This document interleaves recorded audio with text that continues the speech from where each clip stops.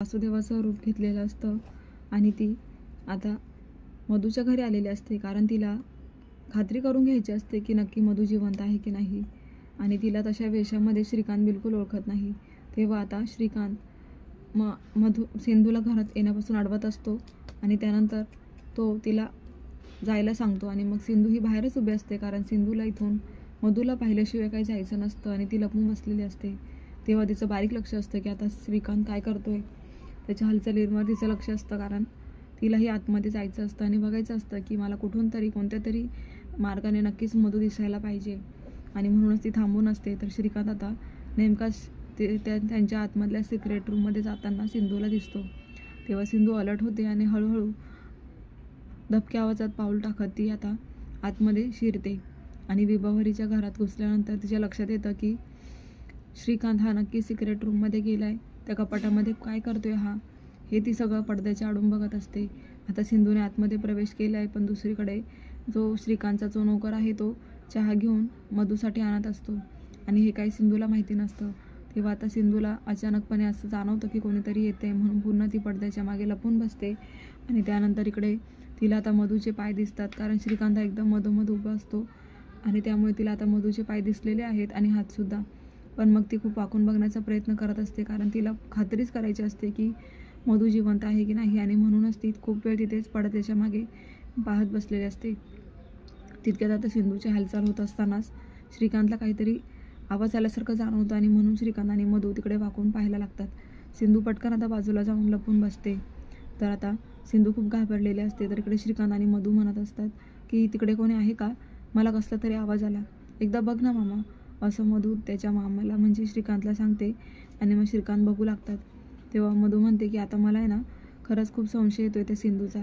तिची काही तिची म्हणजे जे काही तिचं खरं रूप मला माहिती आहे. ती कोणत्याही प्रकारचं पुरावे शोधण्यासाठी कोणत्याही थराला जाऊ शकते मामा. त्यामुळेच मला ना तिची खूप भीती वाटते आता. तेव्हा मामा म्हणतात की तुला खात्री करायची आहे का. मधू म्हणते हो, मला CCTV फुटेजमध्ये बघू द्यात की सिंधू घरी आहेत की नाही. तेव्हा आता ती लॅपटॉपवरती त्यांचं कॅमेराही ऑन करून बघत असते की रत्ना पारखेंच्या घरामध्ये आता सध्या कोण कोण आहेत.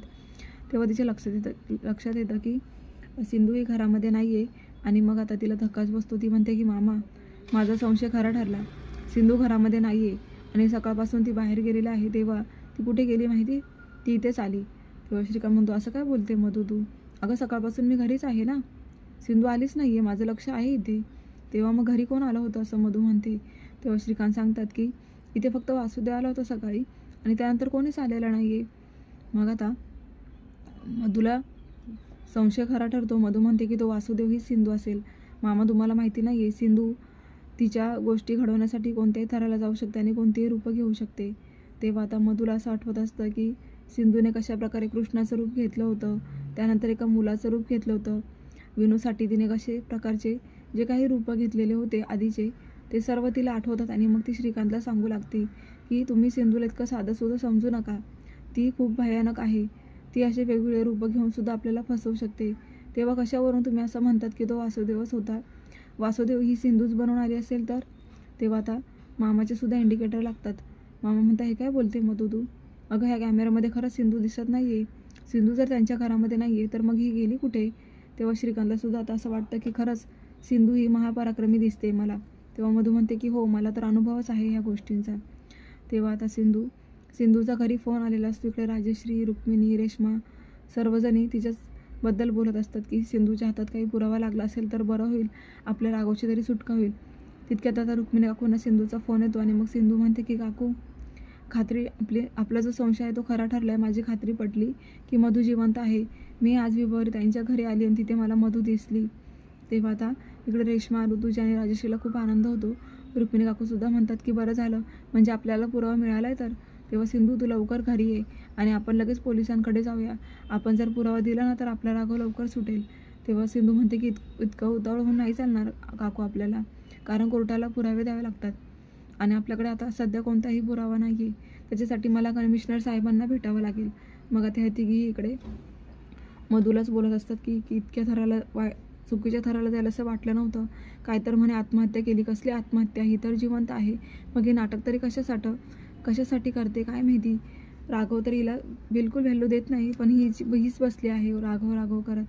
तेव्हा आता हिला बिलकुल या घरामध्ये थारा नाही आणि हिच्याशी आपला काही संबंध नाही, हिला जे करायचे ते करू द्या, असं काकू आणि राजेश्री एकदम रागाने म्हणत असतात. तर प्रेक्षकांना पुढे आता सिंधू ही पोलीस स्टेशनमध्ये गेलेली असते. तिथे ती परमिशन मागत असते की मला राघव सरांना भेटायचे, पण पोलीस म्हणतात की आता वेळ संपली मॅडम, तुम्ही आता नाही भेटू शकत. पण सिंधू खूप रिक्वेस्ट करते आणि म्हणते की प्लीज असं नका करू, एकदा मला माझ्या राघवला भेटू द्या, मला खूप महत्त्वाचं काम आहे त्यांच्याकडे. असं म्हणून आता पोलिसांची परमिशन घेऊन सिंधू ही आतमध्ये जाते. आणि मग त्यानंतर सिंधू आतमध्ये जाऊन राघवला म्हणते की राघव, आपला संशय खरा ठरला. मी तुला म्हटली होती ना की मधू जिवंत आहे, खरोखर मधू जिवंत आहे. मी तिला पाहिलं, ती श्रीकांतबरोबर काहीतरी प्लॅनिंगचं बोलत होती. त्या दोघांमध्ये नक्कीच काहीतरी शिस्त आहे राघव, आपल्याला लवकर हालचाल करावी लागेल. तुला अडकवण्याच्या प्रयत्नांमध्ये दिसत आहेत ते दोघं. तेव्हा आता मी एकदम घरी गेली होती आणि मला एकदम स्पष्ट मधू दिसली. तेव्हा मग राघव म्हणतो की सिंधू, आता आपल्याकडे एकच पर्याय आहे. आपल्याकडे पुरावा तर नाही, पण आपण कमिशनर साहेबांना समजावू शकतो. कदाचित त्यांना एव्हिडन्स मिळाला तर ते आपल्या बाजूने होऊ शकतात. तुला काय वाटतं? तेव्हा सिंधू म्हणते की ठीक आहे राघव, मग मी आता त्या कमिशनर साहेबांना भेटून त्यांच्याशी बोलून घेते आणि बघूया पुढे काय होतं ते.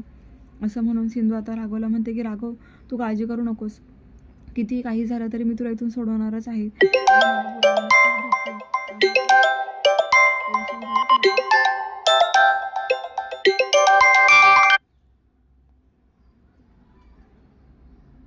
तर प्रेक्षकांना असं सिंधूने ठरवलेलं असतं. म्हणून आता ती कमिशनर साहेबांकडे येते आणि त्यांना म्हणते की साहेब, माझ्याकडे पुरावा तर नाही आहे, पण मी मधूला आज डोळ्यांनी पाहिलं. मग ती घडलेला प्रकार सांगते की मी एक वासुदेव बनून मधूच्या घरी गेली होती आणि तिथे मधूला शोधण्यासाठी मी आतपर्यंत गेली. मग तेव्हा मला श्रीकांत आणि मधू यांच्याशी त्यांचे बोलणं चालू होतं आणि मधूला मी एकदम स्पष्टपणे पाहिलं. पण ते पोलीस आता सिंधूला म्हणतात की मॅडम, तुमच्यावर आम्ही कसा विश्वास ठेवणार, आम्हाला तर ठोस एव्हिडन्स लागतो ना, मग आम्ही तुमच्यावर विश्वास नाही ठेवू शकत. कदाचित तो भास असू शकतो तुमचा, त्याच्याशी आम्हाला काही घेणं देणं आहे, पण इथे पुरावा लागतो. आणि कोर्टामध्ये जर तुम्हाला बोलायचं असेल, खरं खोटं करायचं असेल, तर सर्वात आधी पुरावा असणं खूप गरजेचं असतं. त्यामुळेच मी तुम्हाला सांगते की अगोदर पुरावा आणा. सिंधूला धक्काच बसतो की पोलीस कमिशनर असं काय म्हणतायत, माझ्याकडे पुरावा नाही आहे, पण मी जे बोलते नक्की ते तरी खरं माना ना. ते एकदम रिक्वेस्ट करून सांगत असते. पण पोलीस म्हणतात की नाही मॅडम, तुम्ही ज्या दिवशी पुरावा आणाल त्याच दिवशी मी तुमची केस माझ्यामध्ये इन्व्हॉल्व करून घेईल. तेव्हा सिंधूला धक्काच बसतो प्रेक्षकांना. पुढे आता श्रीकांतसुद्धा राघवला भेटायला आलेला असतो आणि श्रीकांत राघवला म्हणतो की काय रे राघव, तुझी बायको फार शहाणी आहे, पुरावे गोळा करण्यासाठी वेगवेगळी रूपं घेऊन आमच्या घरात घुसते काय, आता बघतोच हिला, नाही ना तुला फासावर चढवलं तर नावाचा श्रीकांत नाही. तेव्हा राघव म्हणते की कोणाशी बोलताय तुम्ही, माझी सिंधू ही वाघीण आहे, वाघीण. त्यामुळे ह्या वाघिणीला कसं जितकं तुम्ही चिडवाल ना तितकी ती चिडेल. आणि ही वाघीण कोणत्याही प्रकारचा भीती न बाळगता कशी हल्ला करेल ना हेच तुम्ही बघा.